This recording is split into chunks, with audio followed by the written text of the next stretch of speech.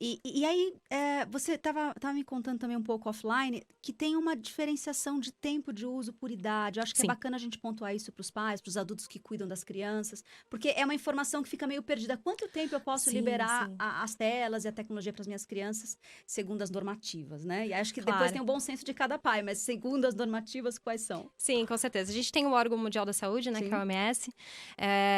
Considerando o desenvolvimento, eles aconselham até ser 1 ano e 8 meses, mais ou menos, a criança ela não ter contato nenhum com Então tecnologia, tá, até tá? um Então a ano gente tá e falando oito de meses crianças sem muito, contato de assim, tela. bebezinho, mesmo sem contato de É. tela. Ou seja, se você quiser usar a tela de uma outra forma, dá pra você colocar uma música, por Uhum. exemplo, que você estimula a criança de uma outra forma que não seja olhando pra tela, porque o principal é a criança conseguir ter uma distinção na visão, ela conseguir Tá, entender um pouquinho mais de empatia, entender um pouco mais a cara dos sentimentos, isso é importante nessa formação. tá bom. Depois da cidade, o que a OMS indica é 1 hora por dia, desde que seja conteúdo educacional. Tá bom. Então, mais uma vez, o que é conteúdo educacional, né? É aquele que... É, que essa também é uma pergunta, né? Porque a gente tende a falar que tudo que para criança é educacional. E é. vamos lá, o que é educacional? Uma criança precisa se divertir, ela precisa entender um basicão aí das emoções dela, um basicão de como que ela se porta, um pouquinho de rotina. Então, tudo que vai auxiliá-la a construir esse repertório, a gente pode dizer que é Tá educacional. bom. Tá. E daí vem algumas perguntas também que surgem, por exemplo, posso deixar a criança brincar? Gente, brincar é super educacional, é super importante. Então, é Boa. importante que ela tenha esse momento também.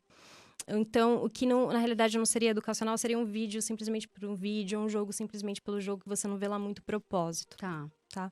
E é isso que a gente tem que tomar um pouco cuidado, talvez, porque eu acho que, de uma forma geral, nos últimos 30 anos, a televisão foi super normatizada, então tem leis, Uhum. desde propaganda, desde conteúdo, programa infantil, tem muitas normas ao redor desse tipo de Sim, conteúdo na TV. sim. Mas que meio que saiu pelas mãos no que a gente vê, talvez, alguns influenciadores falando que trabalham com crianças, e, na verdade, a sensação que eu tenho é que eles burlaram todas as regras difíceis que a televisão tem que encarar para poder pôr um programa infantil no ar hoje em dia.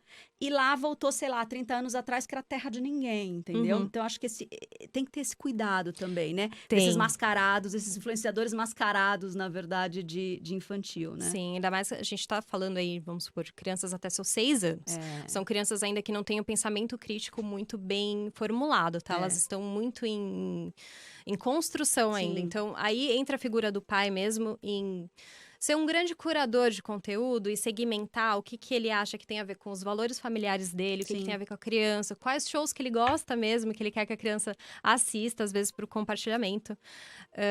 E filtrar esse conteúdo. Acho que essa parte de letramento digital, que a gente chama, que é essa segurança Uhum. digital, Boa. ela, nessa primeira infância, ela tem que ser feita pelo pai. Tá, é responsabilidade do pai. Depois, aos pouquinhos, a criança vai adquirindo um pouquinho mais de independência e ela consegue ir filtrando todos os conteúdos por ela mesma, né? Por Sim, ela própria. sim. Mas até então é muito importante que o pai ele esteja realmente presente, dê uma olhada e dê uma boa filtrada nos shows e nos games que a criança Naquilo tudo que tá interage. acontecendo. Sim. Bom, então a gente parou que de 1 ano e 8 meses a 3 anos, 1 hora. E Isso. depois? 1 hora. E depois a gente consegue aumentar para 2 horas por dia sem problema. Qual que é a questão?